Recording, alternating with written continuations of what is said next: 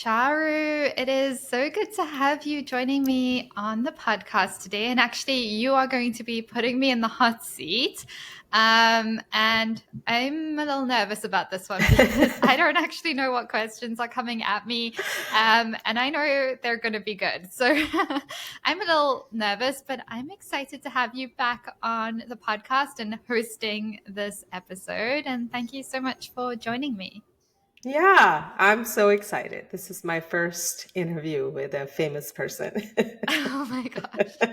I love it. And this is also exciting because you've recently launched your podcast, haven't you? Yes, it's called Your Colorful Path with Charu.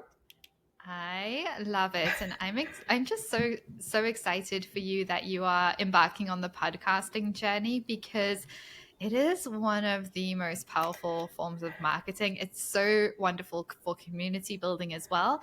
But it's also uncomfortable, and there's nothing wrong with that. There's so much growth behind that. And so before we even dive in, do you want to just give everyone a little bit of context? Like, you've obviously been on the podcast before, but for anyone who doesn't know who you are, do you want to share a little bit about yourself and your brand? Yes. Well, I'm Charu Bokal. I am a jewelry designer and also now I'm a podcast host, a new podcast host. So I have my podcast launching tomorrow. It's called Your Colorful Path with Charu, and it's about my own story of transformation and also other interesting stories of transformation from people who have gone from being super rational to meditators and to having a completely different life experience, therefore. So tune in to that. And I also am the founder and designer of Amuleto, Divine Fine Jewelry. And it is jewelry that is based in spiritual concepts that are born from my own journey of transformation. And so each piece is designed with a message in mind for the wearer to remember that meditative state that they access when they're in deep meditation. And I, as a meditator, always forget when my eyes are open what is the intention with which I wanted to live my day. And so I created this as sort of like a help. And every time you touch it, you feel it, you see the jewelry, it acts as a reminder of change, possibility, and self-love. So the line is called Divine Amuleto. They're like divine amulets to let the divine awaken in you. Pieces of jewelry are just gorgeous. Obviously, online they're gorgeous, but I got to actually try some of them on when you came to the retreat, and they're quite something. Like, they definitely take your breath away. They're just so beautifully designed, and they feel like so much more than just jewelry. Like, there's so much more depth to those. So yeah, I'm so excited to have you though, Charu. So let me hand the reins over to you, and you can kick us off with our first question. Yes, I've been meaning to ask you this question actually, because I see that you have coached so many people over the years, and I have always been curious. Like, now, when you look back, do you see a pattern of like the most common obstacles, or what are like the one or two things that came up the most, and they were really like, does something pop in your head about the most common obstacles for people when they were either starting their jewelry business journey or the podcast journey? Because you've done both. Yeah. Okay, I love this question so much. And you know what? There is one obstacle that comes to mind immediately that honestly I'd say is the biggest obstacle everyone I've worked with has faced. Every single one. These are business owners who are making multiple six figures and scaling, to the ones who are just getting started, to the ones in between. And the biggest obstacle is you. Like, we are our own biggest obstacles. It's so funny because I think a lot of jewelry business owners often think, the reason I'm not where I need to be is because there's so much competition. The reason I'm not where I want to be is because people aren't buying jewelry anymore, or people don't have much spending money, or all these different excuses for like why they're not really hitting their goals or why things aren't building momentum. But actually, when you break down what's actually going on in pretty much every single situation, it's the blocks we have to showing up and doing the vulnerable work that is going to take us to the next level, that is going to get more people knowing about us, that is going to help more people connect to us, and ultimately help more people buy jewelry from us. And it sounds so silly, but the reality is, like, building a jewelry business, the actual strategies, when you break them down, I mean, in the JBA, we break them down to like little steps. Honestly, a 12-year-old could go and implement all of those. And honestly, they probably might do better, Yeah. because the strategies themselves, when it comes to growing and building a jewelry business, it's very simple. Doesn't mean it's easy, but it's simple. The issue is where people have blocks to doing it. So a huge example is being the face of your brand. And this is really great because I get so much pushback from this, because we have a lot of clients who are like, I'm going to do everything, but I'm not coming in if I need to be the face of my brand. And, you know, we have some where we don't do that, and that's okay. But when it's something you don't want to do because it's like a religious thing or whatever, fine. If it's something you don't want to do because it feels scary, it feels uncomfortable, it feels vulnerable, well, that's something we want to do. Like, that's something we want to lean into. And it's such a simple thing where we could just come in and be like, oh, okay, I need to start showing up on video. I need to practice. I need to get better. But instead of doing that, we spend 4, 5, 6 weeks being like, no, I'm going to do everything but that. And so we're just delaying implementing those strategies. I've seen it with wholesale. It's like, yeah, I need to do wholesale, but I don't want to reach out to the stores because what if they say no? I don't want to do events because what if people are mean? Or, I did 3 events once and nobody wanted my jewelry and this happened. And like, it was really embarrassing for me. Like, we are literally the biggest blocks. There's other like blocks for people who are established, making multiple 6 figures, and they're like, okay, well, we need to do collabs. We know collabs are a big part of driving visibility. And it's like, okay, well, I need to reach out to Jillian Harris. I need to reach out to like these big influencers on Instagram or these big business owners. And the blocks they have, the imposter syndrome that shows up to like, well, who am I to reach out to them? What if they say no? The fear around that is so, so big. And so honestly, at every stage of business, and I've even seen it in my own business, at every point where we've got stuck or plateaued or hit a bit of a wall, it literally comes down to me. It literally comes down to me blocking myself from implementing certain things or doing certain things. And so, yeah, it's really fascinating. That's why mindset is such a big part of building a business. And that's why growth is such a big part of growing a business, because there's nothing like building a business to make you push yourself outside of your comfort zone. If you choose to stay in your comfort zone, you are not going to grow as a person, and you're not going to grow your business. It's impossible. It is Yeah. impossible. So yeah, I'm curious if any of that resonates with you, Charu. It resonates a lot. I think when I was starting, I also had some of these blocks, of course. And I mean, I also think from a spiritual perspective too, I've just learned like you are your greatest asset and you are your greatest obstacle. We often like to put it on the others, right? Like project it like, no, it's that, it's him, it's her, it's them. But ultimately, if you really double click backwards, it's you. And it definitely was me too. I had a lot of these blocks with the podcast too. And I know that we spoke about it for the longest time and I was convinced, but I wasn't, I don't know, for some reason, I was just not convinced enough.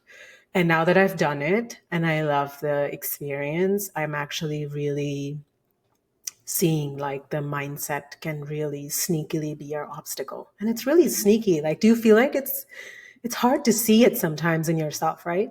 Oh, it's so hard to see it within yourself. And this is why people get so stuck, because a lot of people are building businesses on their own, even people who have coaching. I mean, you're in the Jewelry Business Academy, you know what it's like working with a coach. I hope you're okay with me sharing this example, Chari, but we can cut it out if not. But like one of the first things we wanted you to do because of the way you were growing your business was to start a podcast a year ago. And we Yes. gave you the strategy, we gave you the plan, we talked about it, we came up with like, this is what it's going to look like. And it's taken over a year for you to actually go and do it. And like when you look at it, yeah, there's some technology blocks. Yeah, there's like some issues there, but it's doable. Like you've just shown yourself that you can do it, and you've shown yourself that actually you're really good at this. But it was just the mindset block of like actually going and doing it. And I don't think, even as self-aware as you are, you're incredibly self-aware. You think things through, you look at like different perspectives. I don't think you saw that as a mindset block. No, until I actually did it. Like one Yeah. day I just was so fed up with not doing it that I Mhm. just did it. And once I did it and it was out in the world, suddenly something changed. Like it was just like the veil is lifted and you're like, Yeah. okay, why did I not do this for so long? Yeah. 100%. And I mean, I have examples in my business as well. So, for coaches, a big thing is webinars. I've done some webinars in the past, and I don't know why I have this massive block around them. This year, we're doing them with the block, and we're just going to do them because they're so valuable. They're so fun for people to be able to attend. And it's just one of those things where it's like, well, how hard is it to schedule, organize a webinar, send the automated emails, create the landing page? Those are the easy things. It's the actual like vulnerability of showing up and handling whatever is thrown your way on those calls, which, hey, we know we can do. I do a ton of podcasts. I do a ton of coaching calls. Like I can handle all of that stuff. But yet there's this like ridiculous block that I haven't even seen as a block. I've just told myself I don't have the time. That's literally what I've told myself. I don't have the time and I'll do that when. But actually, it's just like a block because I do all these other things. I'm prioritizing all the other things. And this is a key thing we should be doing. So you guys are going to see a ton more webinars this year. And so everybody has these blocks, but we don't recognize them until we Yeah. actually do them. And even when you have a coach who's like, hey, like, let's work through this. For some people, it takes longer than others. For some people, it's just we have to take small, tolerable steps. So, for example, what we wanted you to do, Chara, was to get your podcast off the ground. Like you're doing it now, which is amazing. I also have clients where I know getting them to start a podcast when they come straight into the program is going to trigger them into fight or flight so severely, they're not going to be able to function. So we're not even going to even tell them about it. We're not even going to tell them about it. We're going to Yeah. start taking small, tolerable steps to help them build that confidence within themselves of using their voice, just getting them to post videos within our private Facebook group every day for a while. That's all we're going to do. And we're going to take those small steps because in that situation, the block is that they don't have their confidence in themselves, in their voice, and we can work through that in other ways first. So, for anyone listening, it's going to be like your blocks are going to be different. It's always going to be us stopping ourselves from actually doing things because we feel like an imposter, because it feels vulnerable, because we feel like we may be judged or criticized, or people think like, who does she think she is? And we might make mistakes, and all of that's okay. But at every stage of business, it's just a process of breaking through blocks. Honestly, that's how when I look back on my business journey, which is now coming up for like, I don't know, 10 years, all I've been doing is just breaking blocks again and again and again and again and again. And as you get through blocks, you're like, oh, now I'm good. No, there's more. There's so many layers. I hope that's not stressing you out, but there's a lot. No, that's beautiful. And it's so funny. Like, as you were speaking about going through the blocks, I had this like visual in my head of maybe that's how I need to think about it. Because when you have a block, I think sometimes like I have to go around it, I have to go on top of it, under it. No, you have to go through it Yeah. for it to dissolve. So when you said, as I went through my blocks, I was like, that is exactly the visual in my head of like, there's a block in front of you. And instead of avoiding it, you just go through it. Like, Yeah. You just lean into it, and it's scary at first, but you start to get used to this as an entrepreneur. You start to recognize the blocks, the challenges when we lean into them, and we be like, oh, this is uncomfortable and hard. Let's just lean into it. You get through them faster, you learn faster as well, and then you build confidence being like, oh, that thing that I thought was scary or vulnerable or whatever, it was, and I survived, and I got positive feedback, and maybe the worst thing possible happened and I'm still alive, my heart's still beating. Another day goes on, like the sun's rising again, and we just keep moving forward. So yeah, it's you're so right, Char. It's going through the blocks. Like, we don't want to remove them, and that's where people get caught up. So it's interesting. I had an email from someone a couple of days ago who had a lot of blocks to showing up on video, to the point that he didn't want to come into the academy. And I said, that's okay. Like, we want people coming in when they're ready to trust the process, because it's Yeah. really hard when they come in and they question every single part of the strategy. It's like, that's not going to work because you're trying to prove that it's not going to work for you, and it's just a headache for everyone. So I was like, hey, come back when you're ready. And he's now ready. And he's like, no, you know what? I'm ready. I'll lean into the discomfort. I'm uncomfortable doing this, but I'm ready to just do it. I'm ready for it to be messy. I'm ready for it to be scary. And that makes a world of difference.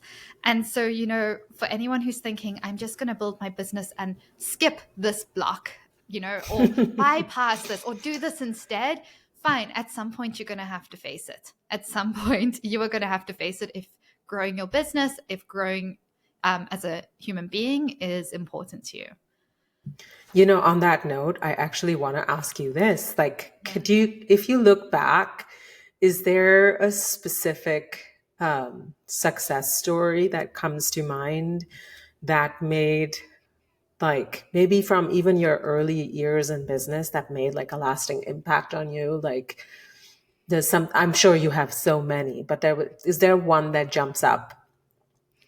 Of like a client success Yeah. story or within me? Oh man. Okay. There are so many success stories. Um, there's just honestly so many. But one that's coming to mind, and I actually have this client on a podcast, is, I just want to think if I want to share all the details here because I don't want to breach her confidentiality, but let me think this through. um, You can even share like what the leap was without sharing like who the person was. Like, what yeah. was that leap that you were yourself really surprised by? Like, oh wow, that really didn't that's amazing. Yeah. So, what the leap was, I think, with this client that I'm thinking of is when she recognized that she had control over her results in her business. So often we think it's like up to the universe, all this stuff. Like, I have no power, I have no control. I'm a bit of a victim of my circumstances. I like this, and this is happening in my personal life. I don't have the financial backing. I don't have business experience. I don't have a corporate background. I'm not naturally good at Instagram or whatever. And we have all these things being like, my results are out of my control. People aren't buying. And I remember the switch when she suddenly clued in, um, based on just showing up a bit more consistently, because the consistency thing was a bit of a struggle at one point. But showing up consistently and then starting to see the impact of that, just suddenly, I think it clicked that, oh my gosh, I do have control over my results. And doing that consistently over time, she got consistent sales, but like high consistent sales. And I think I've actually seen this in so many clients now that I'm thinking about it. Like, so many, when they recognize, like, wait, I have control, and wait, nobody's coming to save me, and I can actually make this happen. Like, when you recognize that you do have control over visibility and you do have a certain amount of control over sales and you do have the power to make it happen. And yeah, maybe for some people it takes a little longer. For some people it maybe needs more work. For some people they have to work through more blocks. But that flip is when I've seen the best results from clients. And for some people, it comes in straight away. For some people, it can take 6 months, a year, whatever. Yeah. So you've been in business, you said earlier, almost a decade. Yeah, honestly, I think so. I maybe more. That's It's been, amazing. I only survived less than 2 years in the corporate world. And I remember being in the corporate world thinking, this is it. I'm just going to climb the ladder. I was made marketing manager very, very young in my company. Because I was just very annoying. I was like, I want to do all the things and, high achiever, very annoying, but very good in my job. And I was like, I want to be the youngest, what's after manager? Director. And then I Yeah. want to be CEO. And I was just like, I'm on this path. I'm going to get there before 30. Da, da, da. And then I looked at all the people I was working with and I spoke to them at lunchtimes during breaks. And they were all much older than me, 20, like 10, 20, 30 years older than me. They had climbed this corporate ladder. They had been in lots of other companies, lots of other environments. And the stories I kept hearing was the same. And I always look at people when they're sharing like their advice and stuff to be like, would I want to trade places with you? These are people who barely have time to go to gym when their kids are sick.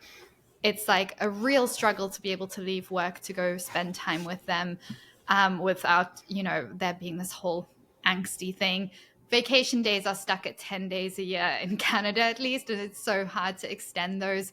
Um, and they had no control over their time. So, in my mind, when we look at wealth, I consider people who don't own their time like very, like, that to me is hell. It is hell. And so I'm looking at these people who, yeah, they're making, I don't know, you don't make that much in the corporate world anyway, maybe 70 to 350,000 a year. Depends obviously if you're in sales, maybe it's higher, but I'm like, okay, they're making this money and they're selling their time. Like, you do not get your time back. They're not getting time with their kids. They're not getting time with themselves. They're kind of just on this rat race wheel that they can't get out of. And I remember looking at this and thinking, why do I think I'm so special that when I get to that situation, my life is going to look different? Why do I think when I'm director or when I'm promoted to this role that I'm somehow going to have time to have a nice morning routine, to go to Pilates, to take time off in the middle of the day when it's sunny in winter and you only have a few hours of sunlight, instead of just like waking up in the dark and going to bed in the dark and never seeing the sun? Like, why do I think it's going to be different for me? Because it's not. And so I remember like recognizing that and saying to myself, you know what? These people, and I'm not saying the corporate world's not for everyone, some people thrive in this environment. Yeah. Just not, honestly, I would not say anyone that I've worked with was ever thriving in life. I'd say they're surviving. I'd say they're doing okay on some levels. Maybe they're making money in all areas of their life. I don't consider anyone that I worked with to be thriving.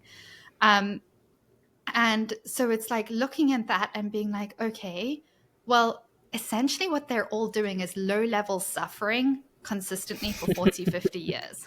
I love that.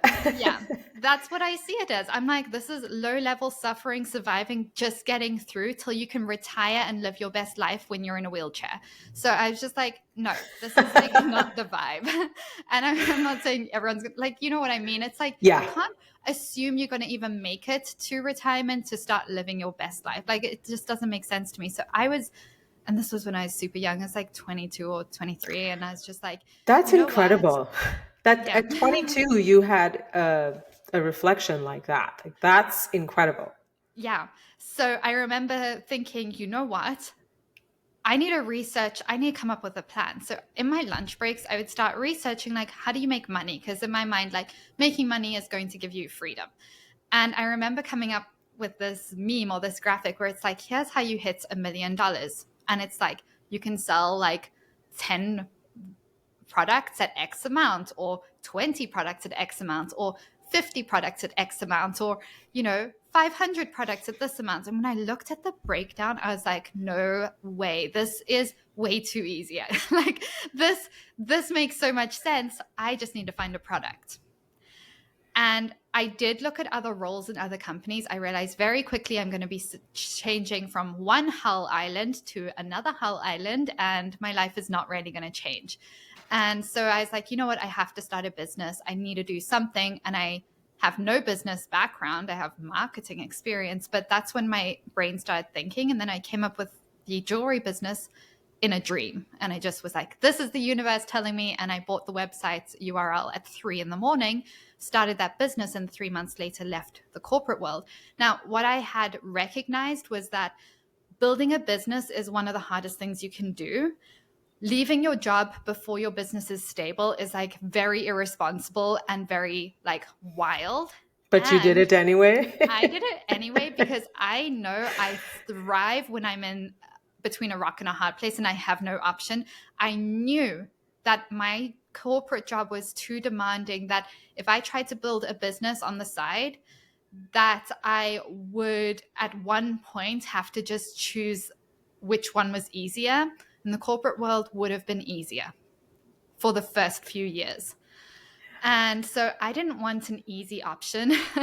I didn't want an easy way out. I wanted to, in my mind, I was like, you know what? If I even take 10 years to get my business doing well, it's worth it in the long run. Like, I'd rather do 10 years of like struggle than have 40 years of like suffering, essentially. Yeah. So I was like, you know what? It's worth it. And worst case, I can get another job. And I mean, I was offered my old job back at more than double the salary multiple times, which just lit a fire in me. It made me so angry. I can't even tell you that I was like, I now on principle will not come back, and I'm going to way out earn whatever you're ever going to offer me. So for anyone who's like thinking of like, well, what if I leave my job? Am I ever going to be offered another job? If you're good at what you do, you will. You will get other opportunities. But yeah, that's what I did, because in my mind, I'm like, I'm thinking of future me. I'm like thinking of future me in her 30s or 40s or whatever, who wants to have ownership over her time, who wants to go on vacation when she wants to, who wants to have sick days and not feel that pressure, who wants to work with people I actually like, who wants to do work that really lights me up. And I was like, you know what? It's going to be hard to get there, but it's also hard climbing the corporate ladder. So let me just do this. And that's kind of what happened. And I also did it before my status was too high in the corporate world, because otherwise it's really hard to start from the beginning. Yes, Really hard. yes, absolutely. It's really hard, and the stakes become even higher. And then you start matching, like, well, how will I get this there? And I think, but I have to say, Robin, I didn't know that you were so young when you did all this reflection. I feel like at that age, nobody's making those connections of like 10 years down, do I see myself doing this? Yeah. And that's incredible. Um, I feel like when I was, I worked in jewelry corporate and climbed the ladder slowly. And I remember seeing like I've worked with some incredible people, right? That were like really, Mm. really senior creative VPs and stuff. And I used to look at their life, and these are exceptionally hardworking women that could never find enough quality time for their personal life because the corporates just wanted everything. They wanted Yeah. everything from you. And I remember when I left the corporate world, I also left a job that was really high paying, everything perfect.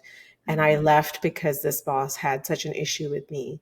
And I felt like I would not even want to be a jewelry designer anymore if I continued to be in this space. And so I had to make that leap. And I had no other job. I wasn't even freelancing, like nothing, completely. And I made that leap.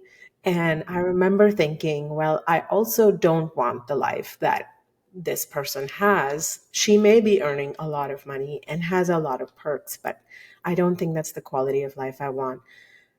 But I made that leap very late. I'm glad I did it. And it's so good to hear from you about making that leap from a job into a business, because as I navigate it, I also am reminding myself, and I'm going to remind myself, that you have to really think of like, what is the quality of life that you want? Yeah. It's not just the money. It's not just the sales. It's not, oh my God, I'm going to be like a CEO and founder. Like those are all very minuscule things compared to what you were talking about, which was about the richness of life and the ownership. And like, I'm sure, like, do you feel like you wake up like really excited for Oh, work? Because it's ridiculous. It's actually ridiculous. So, like last night, I had gone to bed, and this is so bad, guys. Like, I shouldn't even be admitting this, but I was so excited for stuff that we're working on, and I go to sleep usually pretty early, but like 9:30, I'm like fast asleep. And it was like 9:30, and I was like lying in bed trying to sleep, and I was like, I can't. I got my laptop, and I worked for like 2 hours on these things we're launching because I'm so fired up, and I had to force myself to go to sleep. And I woke up before my alarm this morning, jumped out of bed, went and showered, and went to my favorite coffee shop and carried on working on this until literally this podcast. Because I'm like, I can feel it in my body. Like, I'm so excited about it. I can't wait for it to like come out. And I obviously don't feel that way every single day. Like, you have highs and lows in business, but I can't tell you how aligned the work I do is for me as a person. I couldn't have created a better job for myself.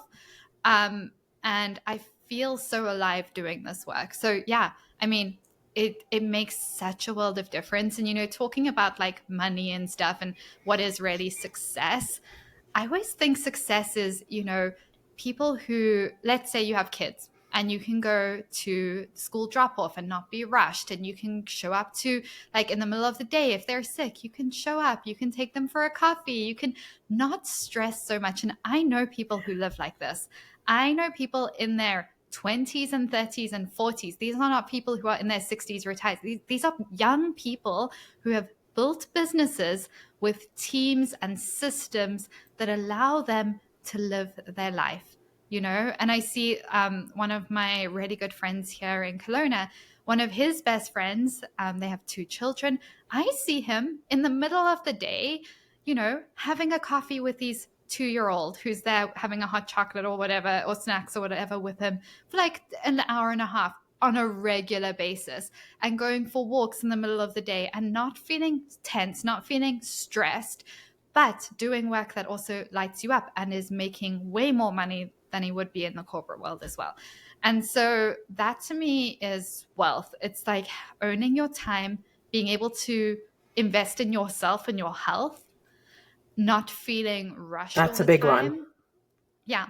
Our health is so big, and it's not healthy to be in a stressful environment. Like, that has such a big impact. That's why so many people have chronic illnesses as well. I mean, there's so many things that come into play, but that environment's not healthy for women, especially, or mothers.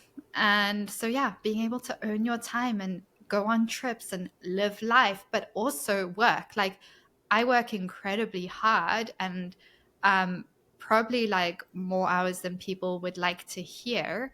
But I'm also doing the hard work now because I know, hey, if I invest just for the next 2 years, X amount, get our team to X size, well, I can step away more. I can have more freedom and flexibility while increasing our impact, while supporting my clients even better when you structure things the right way. So, like for my jewelry clients, I see the same thing. I have clients who are mums to multiple kids who have got their business to a point where they have a team, where the sales are consistent, where their business continues to grow, and they can travel, and they can stay in bed late on the weekdays if they need to cuddle with their kids or they're not feeling sick, and they can just drop everything and go pick them up from school. So, it's possible in all businesses if you put a lot of intention into, here's what I'm working towards, here's what my ideal Monday day looks like, here's how I want my day to go, and build it in that way so that, yeah, at some point you'll get there. And for anyone who's new in their business, like Chari, you're in the first few years of your business, it's Yeah. not going to look like that. The Yeah. thing we get immediately is flexibility when we're full-time. The income, the systems, the team, that takes time, but it's Yeah. so worth it. You will see the impact faster than if you stay in the corporate world, because the corporate world, you'll never own your time. Well, I was just going to ask you. So, if you would take, um, let's say 10 years is the amount of time we are going to give, let's consider my business, right? If I give Yeah. it 10 years, and if you had to put like an expectation, like expect the first two to be easy, medium, hard, Yeah. then the next one, like how would you break it down to just Oh, expect that? this is the best question. So I had a conversation with another business owner who's sort of actually a little ahead of me in business. And we were talking, and I was just saying, like, you could not pay me to go back to the first 2 years of being an entrepreneur. There is No. no amount you could pay me to go back to those first 2 years. Those were the hardest years of my life, like the two hardest years. And I see that with clients, and I've spoken to a lot of business owners, and he said the same. He's like, oh, the first 2 years are hell. After that, it doesn't matter if you change into a different business, it doesn't matter what you do, but those first 2 years are the hardest. And hitting your first 100,000 in any company in any industry is the hardest. Scaling from 100,000 is so much easier, and that's what people don't realize. So when you're getting to the first 100,000, which is pretty much, if you're doing what's required, like, it's different for every business, but that's why the first 2 years are so hard, because you're proving a concept, you're building, getting people to know about you, you're practicing showing up, you're practicing your copywriting, you're practicing being vulnerable and being authentic. And some people that comes really naturally. For others, it's not. You need to practice, and you can practice. For anyone who thinks like, oh, I'll just never be good at that, like, just know, I never used to be able to speak for 30 seconds on video. Like, I I couldn't can't even do believe 30 that. seconds. Yeah, could not do it. At one point I couldn't even like show up with my face on camera. Like, it was a whole thing. So nothing about the work I do in terms of showing up on video, social media, none of that came easy to me at all. It's just I learned how to do it. And it takes practice, it takes repetition. And so where was I going? Charu. So the first two are First two expect like the years, toughest. the worst, and it just gets better from there. The turning point for me, the best turning point as a business owner, is when you get to the point of hiring your first 1 to 3 team members and having them trained. So the first 6 months of having new team members is a little tough. Then once they're trained and they're in the right role, your life starts to change when you Hmm. get to that point, because then you have key revenue driving things happening that they can handle, customer service, the systems are in place, and you start to get your time back. That's when things start actually getting easier and you start making more money at the same time. Yeah. So yeah, the first 2 years are the hardest for anyone who's feeling like they're on the struggle bus. If you are thriving in your first 2 years, amazing. But honestly, for most people, when you look back on your journey, it's the hardest. And then it just gets easier, because number one, we build our tolerance for dealing with stress. We get better at handling challenges. We get better at like, oh, this supplier messed up this design and this has happened, and it's fine. Great. Yeah, we'll sort this out. And then we move on with our day and we still have a good day. Whereas in our first 2 years, it's like, oh my gosh, this is the end of the world. I need to quit. Like, this isn't going to work. So our tolerance for stress gets better. Our evidence that what we're selling people want starts stacking. So we build Yeah. more confidence in what we're doing. We get more conviction. That then comes back to driving more sales as well. And then as we make more money and we can hire more team members, and like, money makes life easier. It Yeah. makes life easier, and then it starts to free up our time. So Yeah. yeah, how do But you it's feel about it's that? I love it. I think that was a really clear explanation. I also I didn't enjoy hearing it, but I needed to hear it that you need 2 years even as a proof of concept. Because in my head, I don't know why I had like 6 months. Like, what? No, no, most people put a time limit on their dreams of like 3 to 6 months. I'm going to see if this works. And if it works in 3 months or 6 months, then I will commit to it. No, you have to fully commit to it for 2 years and then look. And yeah, maybe you'll pivot at some points in there and change things, but you have to go all in for 2 years. Yeah, well, that's good. That's good for me to hear. I'm all Yeah. in. But something else that you had said before that I really enjoyed listening to was when you were describing your reflections as a 22-year-old. I noticed how much self-belief you've had. Like, were you always like that? Is there a reason for that? Is there like, were you always like that as a child, or did you develop it? And what are your thoughts on like self belief? Because I think that's an area most people, entrepreneur or not, often struggle with. But you at 22 Yeah. year old were making these big scary leaps. Yeah, you know what? I really love this question because what's crazy, I've never thought about this, Charu, but I was a very, very, very shy child and like teenager, like very quiet, very like reserved. And it was only in my last 2 years of of school where I started like becoming a bit more of a person, but I was still very reserved and very shy. And I didn't even take business in high school because I didn't think I was smart enough.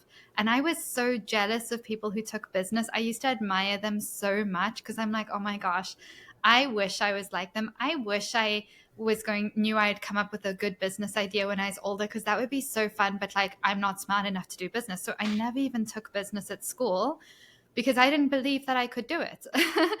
And the best thing for me was working in the corporate world. I had two different jobs, and one of them at one point I was working in cybersecurity, believe it or not, in marketing, but also cybersecurity for banks in Toronto. And Wow. so we did meetings at like the big four accounting companies. We did meetings at top banks, and I'm not going to name them because I don't want to get in trouble. But we were there helping with their security. So we were meeting with top managers in those companies on a daily basis. And was my mind blown open to the fact that these people had no idea what they were doing? At like, I was just shocked because in my mind, people who work in banks and people who are managers in banks and people who are like high level accountants and stuff, like they know what they're doing and they're not winging anything and they're smart people and they're like born knowing what to do. I got in there and I was just so taken aback. I was like, oh my gosh, we're here doing cybersecurity for banks and these people don't know what's going on. Like they have no idea. I'm not saying everyone, but I just remember thinking like, oh my gosh, these people are just winging it. Like this is not what I expected. I was expecting like very effective people to be working in these roles. I was Yeah. expecting to feel very confident that our banking system is safe. And I was just like, this is a hot mess. I am hoping I don't get in trouble for saying this, but it was eye opening because I'm like, the character of these are people who are just acting confident.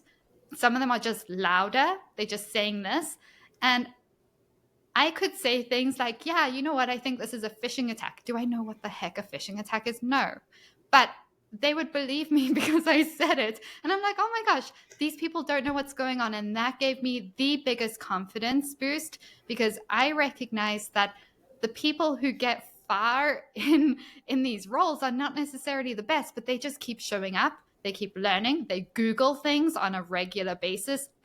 They're not scared of not knowing everything. So I do Mm. admire that. I'm like, okay, these are people who are like, okay, we can problem solve this. We can work this out. We can have conversations around it. So there's so many skills they do have.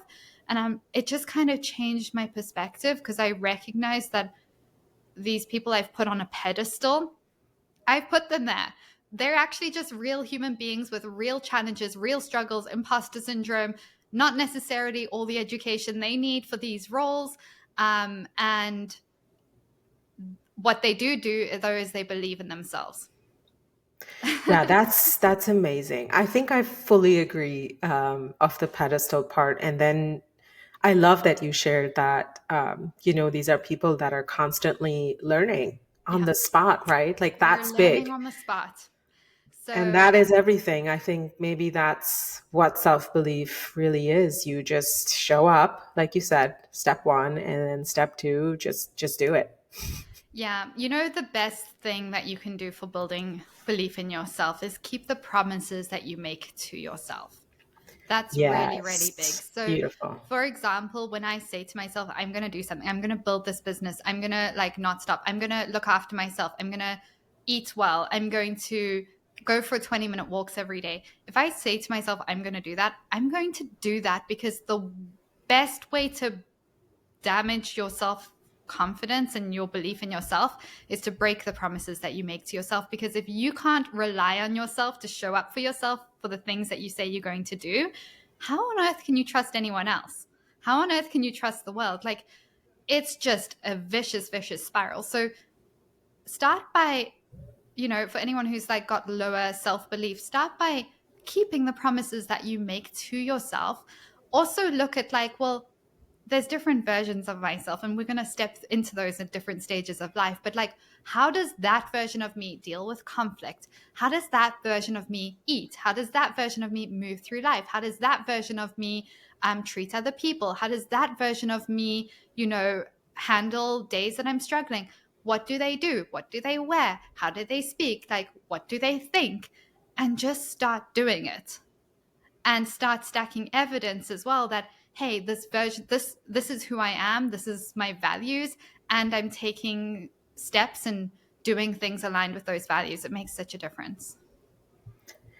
Yeah, I love that. I think that is, I actually feel like that is useful even for me. And I think I have some fair amount of self belief, but I think we can always have more. We Yeah, can always have more, right? It's never enough. 100%. 100%. We can always build more belief, and we just do that by stacking evidence that we are who we say we are. It's the easiest thing. If you say to yourself, I'm a jewelry designer who's fit and healthy and has friends, go do those things. Done. Simple. Yeah, yeah, Simple. absolutely. Um, anyway, Chari, this has been so much fun. Honestly, I feel like I could talk to you for hours. This has gone I so know. Me too. quickly, but I know we're coming up for time. Do you have Yeah. like a quick question, or do you think we should wrap it up? Yeah, I wanted to ask you a stupid question. Not a stupid Let's question, but do like a that. fun question. Let's do it. What is the one thing that's on your bucket list that you would like do tomorrow? Like if you had the chance, you would just hop on it, jump on it. Is this in my personal life, in business, vacation, In like personal. Let's go to personal. personal life? If I could go to Hawaii tomorrow, I would. Me too. Hawaii's on my bucket list. My only concern is that I'm going to fall so deeply in love, like I did fall so deeply in love with Kelowna, that I'm going to be like, now I need to move here. That's my real concern. But it's on my bucket list, probably That's for this amazing. year. Yeah. How Yeah. about you? Bucket list? I think my bucket is very full right now. Yeah. It's very full. But I would go to Hawaii too. I think Come I to would. Hawaii with me. We'll Yeah. finish the podcast there. Yes. JBA 2.0 Hawaii edition. Yeah, 100%. We'll do the retreat in Hawaii. Oh, yes. Oh, it was so beautiful in Kelowna too. But I can imagine us in Hawaii too. I know, I can imagine us. This year's one is going to be back in Kelowna. I'm so excited. I think by the time this episode comes out, we'll have shared the details about it. But yeah, it was so lovely having you there. What would you say if you can just say like one sentence about the retreat? What was your like experience? Ooh, one sentence, very difficult. It was very heartwarming. It also broke a lot of my blocks, and in a fun way. It was Yeah. just really fun. I really enjoyed it. I think Yeah. I just really enjoyed the people, and I felt really safe, and I felt really like, oh, I have like this insider business family that is like doing the same things and they have the same issues and I'm not alone. I think that's Yeah. just so supportive. Yeah, it was so fun having you. And it was just like the highlight probably of my whole career of like being a business owner was running that retreat. Honestly, everyone felt like instant family. Like I feel like those bonds we're going to have for life with everyone who came. It was so special, and it was so sad when everyone left. But yeah, I can't wait for this year. Chari, I know we're going to have people who want to connect with you, listen to your podcast, follow you on Instagram, maybe check out your jewelry. How can our listeners find you, and how can they support you?